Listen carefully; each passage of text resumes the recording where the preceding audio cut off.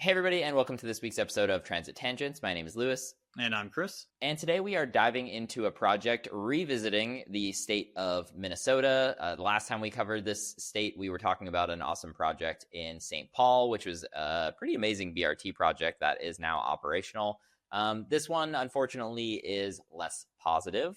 We're going to be talking about the recent announcement, which involves the ending of the Northstar Rail line that goes northwest from Minnesota.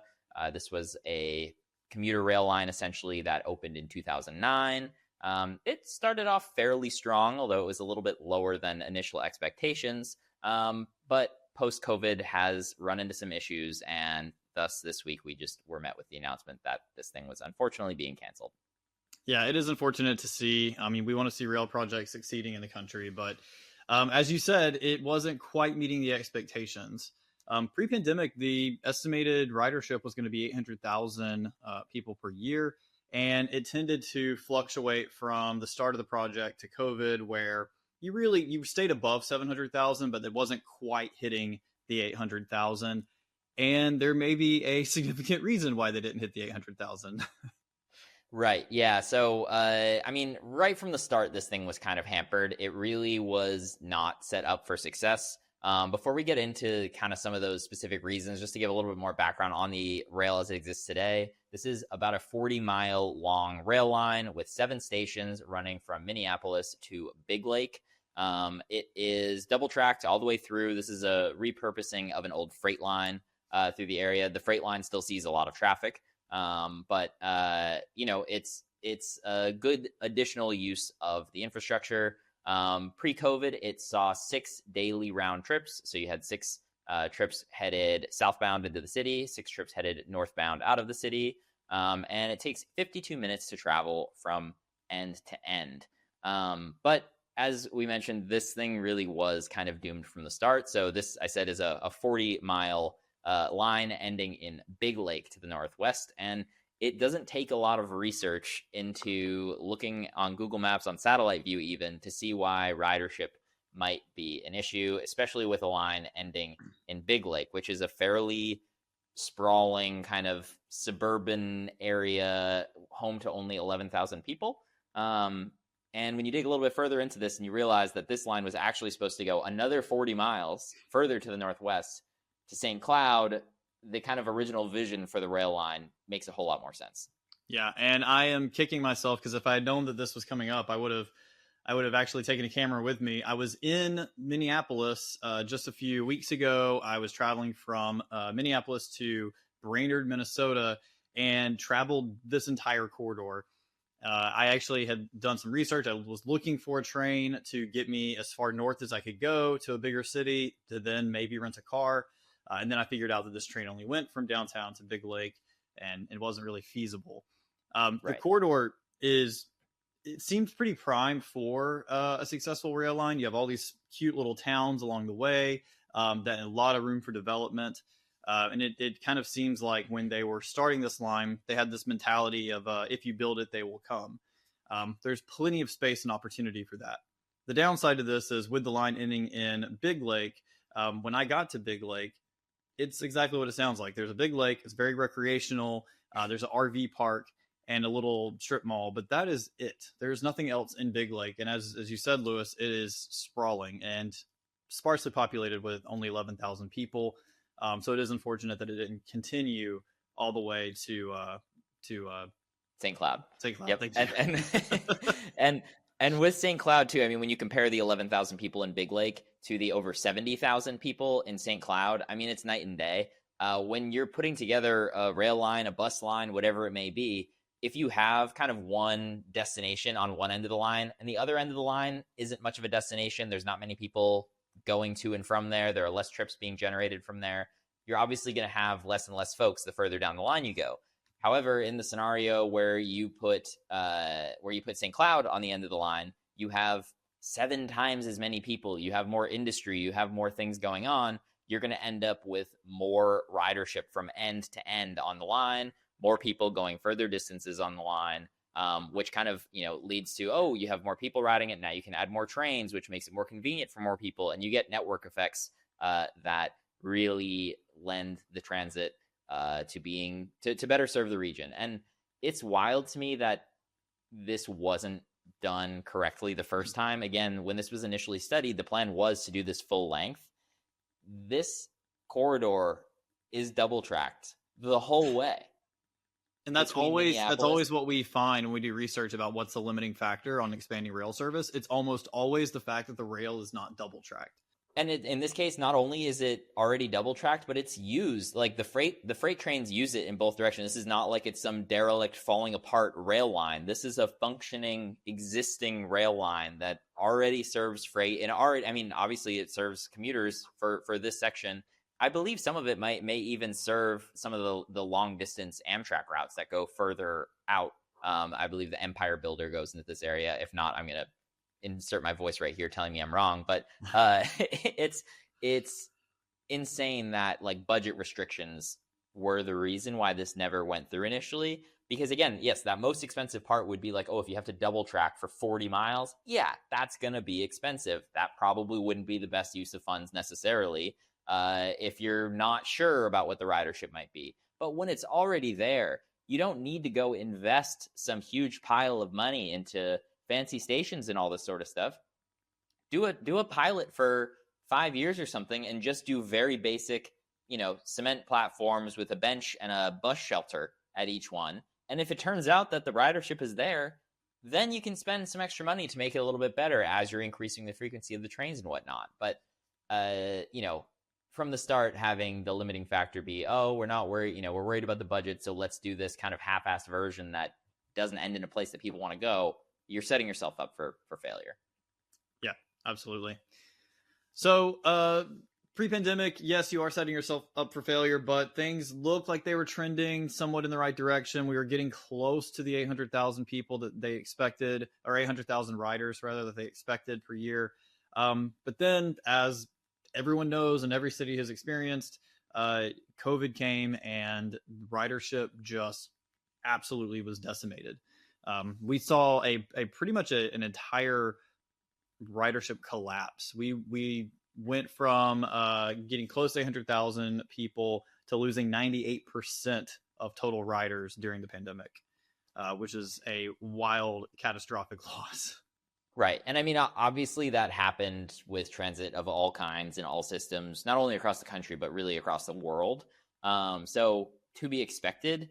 But the ridership recovery here was pretty slow. So with the pandemic, you also had kind of service cuts. So instead of 6 round trips per day, you were down to 4 round trips per day. 6 round trips per day is already pretty hard to plan around. You know what I mean? It's not like, oh, I missed the 8 o'clock train, I'll catch one at 8:30. It's no, like you've got 3 trains to get yourself home at the end of the day, or 4 trains, 6 trains, whatever it may be. You know what I mean? It's not like some frequent level of service. But when you drop it down to you've only got 4 trains per direction per day, I mean, that's 2 in the morning going, out, and 2 in the evening. That's pretty rough. So, seeing the service reduction definitely makes a lot of sense in the ridership as well. But even though it was slow, I mean, things were coming back. Just looking at it now in 2021, at the low, it was 50,433 riders that year. 2022 was 77,000. 2023 was 97,000. And 2024 was 127,000. Now, that is still only like 15% of what the ridership was before COVID. So yeah, I mean, that's a problem. Well, we had an issue because the agency that ran this, they were not able to go back to their full operational expenditure because you had local counties pulling their resources out of this line. Leading up to the pandemic, the operational budget was around $12 million to operate the line in its current state. You had counties like, I think it's Anoka County that reduced their contribution from somewhere around $6 million to like 1.25 million or so. So you had huge financial losses as well. And then you also kind of saw some changes on the federal level about what was required for some of the federal funding. So there were a lot of factors that went into this reduced service. And I think moving out of the pandemic without going back to those 6 trains a day, without operating at your full operational capacity, of course you're not going to see massive growth in the ridership. I do wonder if they did immediately reinstate, okay, here's your $12 million budget in 2023, would the ridership have soared back up to close to 700,000? Right. Yeah. Yeah. You don't know. And I mean, like, in addition to that, I mean, even if you got most of your riders back to, I mean, the work from home obviously has hurt transit in a lot of places and whatnot. And, there are other elements to this that have kind of both pre and post COVID kind of made things difficult on this line. And when you just, kind of anytime I'm looking at a new transit project or I read a story about a transit project, whether it's positive or negative, I just like love going into, Google Earth, like satellite view, and just going all the way down the entire line, essentially seeing what's there. And at first, when I was looking at this one, I was like horrified because I was looking at some of the satellite image and it's just like, parking lots and grass fields. And then I'll save some of it, but as I zoomed in, I could tell that like, the satellite images are out of date and there actually was an emphasis on transit oriented development in some cases here. At first, when I was looking at it, I was like, wow, they didn't even try at all. Like, I was actually getting kind of pissed, like scrolling through. I was like, wow, these guys like really messed up. But it's a little disheartening. But I kind of want to go through the line a little bit, starting in Minneapolis and heading north, and just kind of like taking a look at the stations and some things that, from afar we can kind of look at and see, like, in the future, could this be salvageable? If someone swoops in at the last minutes and saves this project, could it be worthwhile, or should this thing be scrapped? Which is sad to say, but like, in certain instances, it could make some sense. So obviously the downtown station is pretty awesome. You're right at Target Field, downtown Minneapolis. You've got great connection to the light rail, great connection to buses. It's nice to have like an actual downtown station area. The first thing that really stood out to me, though, was there is no station kind of like just immediately north of downtown. It feels like it's a pretty dense part of town. You can tell there's a lot of apartments there, retail, all of that sort of stuff, offices. And if you wanted to get there on this commuter line coming from the north, you would have to go straight through it to downtown. And then you don't have another rail connection to get you back over there. You'd likely be getting on a bus that would kind of take you a roundabout way over the river to get back into that area. So that feels like a small thing that could have been done to capture some ridership right away. To me, it kind of it's very similar to what we have in Austin with Plaza Saltillo Station. You have a lot of density at Plaza Saltillo. You have some offices right at Plaza Saltillo. It's really close to downtown, but having that extra stop there on the commuter line is definitely a major positive. Absolutely. And I would think, again, I'm not a transit planner, but I would think that if you had this sort of north of downtown line, it helps subsidize the rest of the line because you are adding to that ridership number. So it does seem like that would help improve the overall, financial health of the line. Right. Yeah. Going a little further north was Fridley Station. There are some apartments nearby, but it is predominantly parking.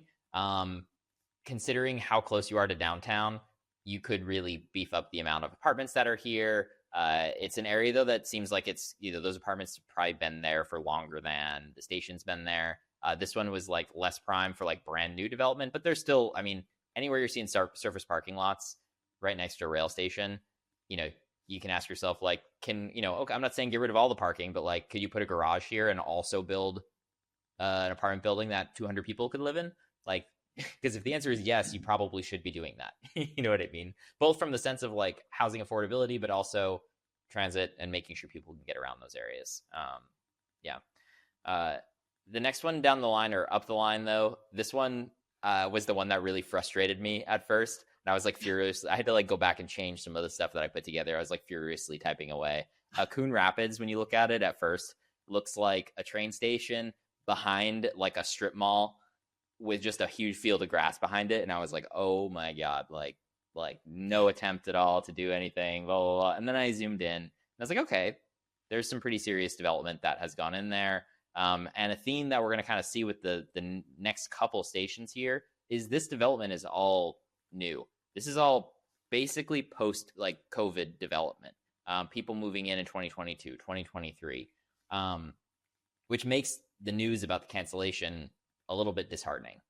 Well, and it actually surprises me that they wouldn't, again, try to push more funding into this to try to recapture the ridership, because again, as everybody knows, post-pandemic, living in cities, the cost of living shot through the roof.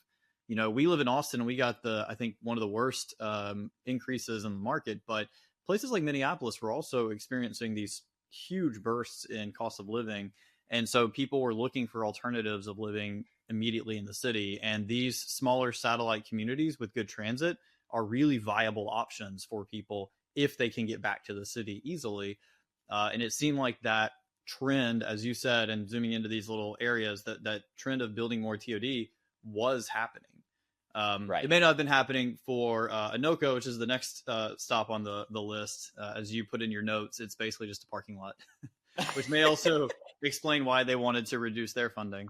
But, I do think that eventually those small towns would have started to see some population increase with better mobility. And honestly, it's probably better for the towns as well. I mean, better tax base. You can build out more amenities for your more amenities for your population. So yeah, and it's really disheartening. Totally. And like create more jobs in those communities. I mean, like, around a transit station, if you put in, retail and restaurants and you could put in offices, like people in your community could have places to go, they have places to work.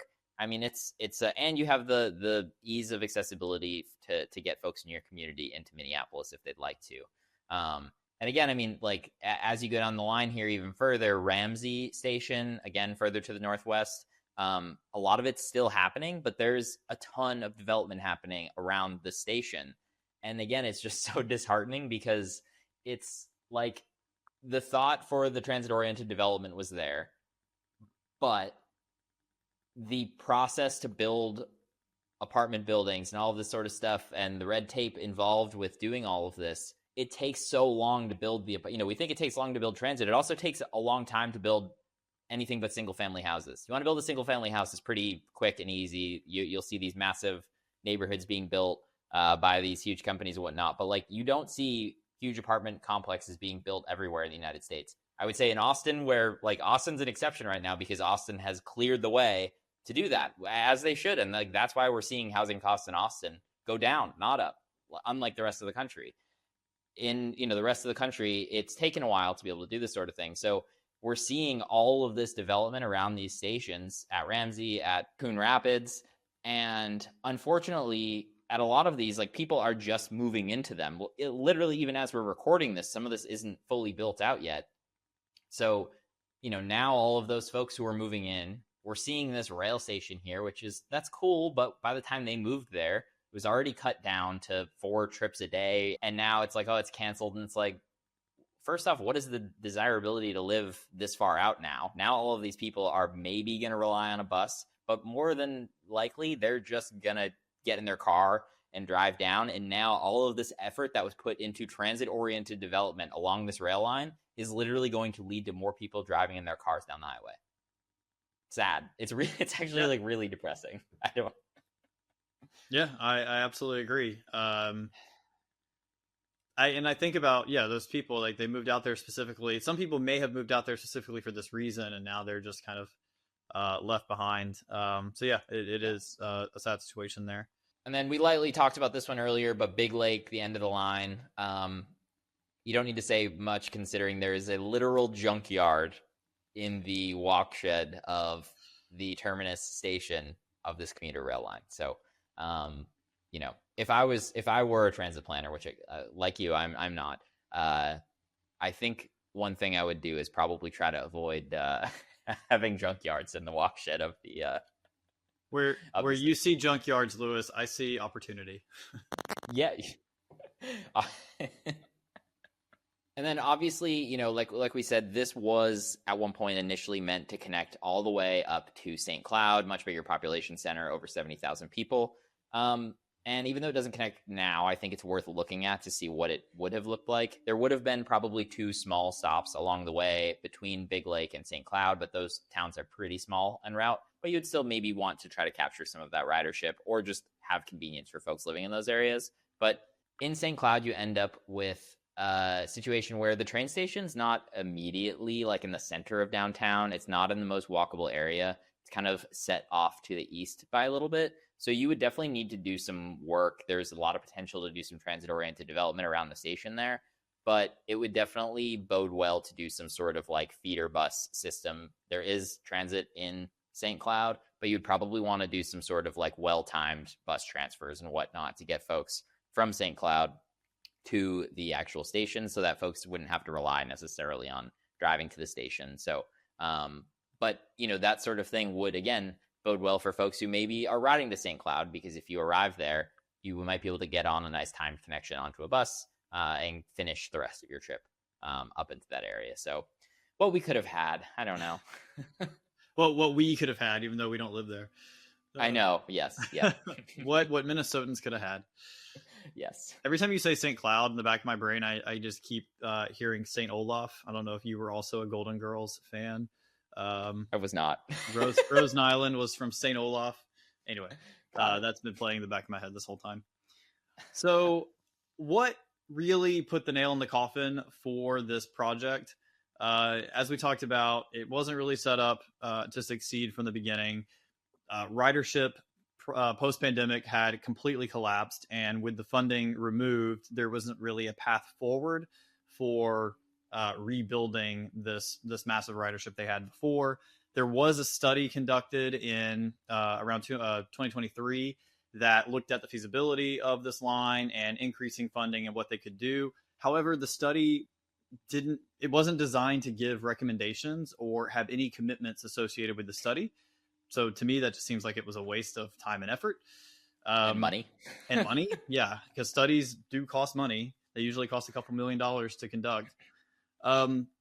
But then what really started to happen was in 2025, you started to see the legislature paying a lot more closer attention to this line. You had the chair of the House Transportation Finance and Policy Committee in Minnesota try to put forth legislation to basically kill the line. That representative is John Kosnick, who is a Republican representing Lakeville. And one of his primary reasons for advancing this legislation was the project cost too much money. They could cancel it with permission from the federal government and not be required to pay back any of the construction costs that the federal government put up. But then his top reason was the line wasn't helping reduce congestion between St. Cloud and Minnesota. And for all of the reasons we've already listed, of course it wasn't designed to reduce congestion at this point. But what also is funny about that statement is the alternative to this would be bus service, and buses sit in traffic and create more traffic. So potentially can create more traffic. They can also alleviate it. But in this situation, I think they would just sit in the traffic. Right. It would be adding a bus to the road that was a train. Right.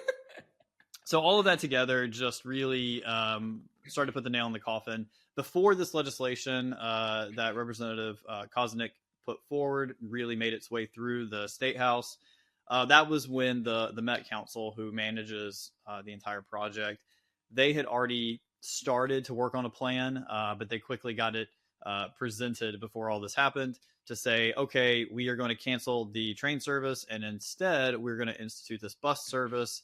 And our operational budget will go from what we need, which is $12 million, to $2 million. So a huge cost savings for moving to the bus system. Right. And again, I mean, it's, I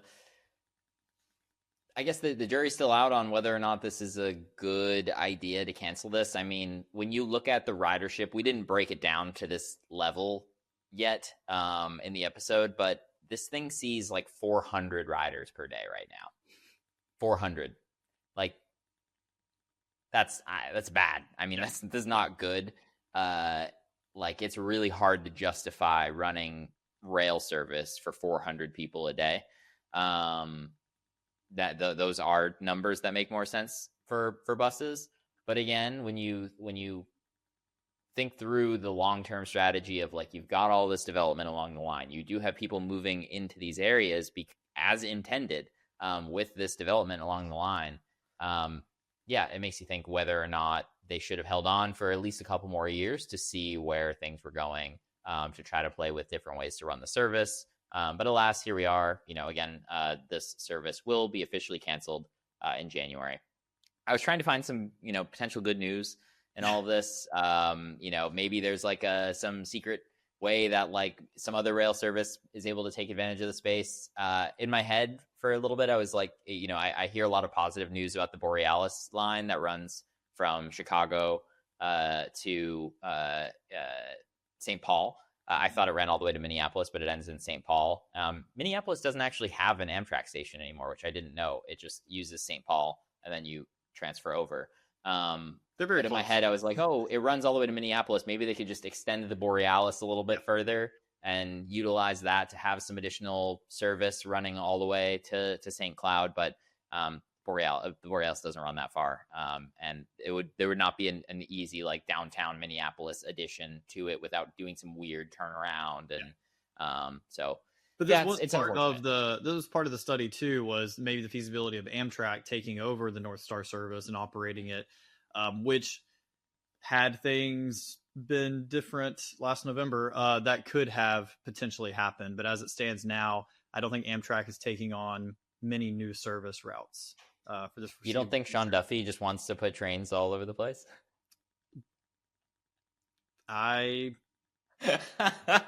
Will bite my tongue on that. All I can say is rest in Pete. And with all of that, thank you all so much for watching. If you have not liked this video already, please consider doing so, as it helps us out quite a bit. You can also leave a comment down below. We love reading them. We're looking always for new ideas, feedback, and letting us know things that we missed about this along the way. We inevitably did, so let us know in the comments down below. If you want to support the show directly, the best way to do so is via our Patreon. You can also check out our merch store or buy us a coffee. But with all that being said, thank you all so much for watching, and enjoy the rest of your Transit Tangents Tuesday. Yeah, I'm saving that dough. Public transit's where it's at. Watch me go.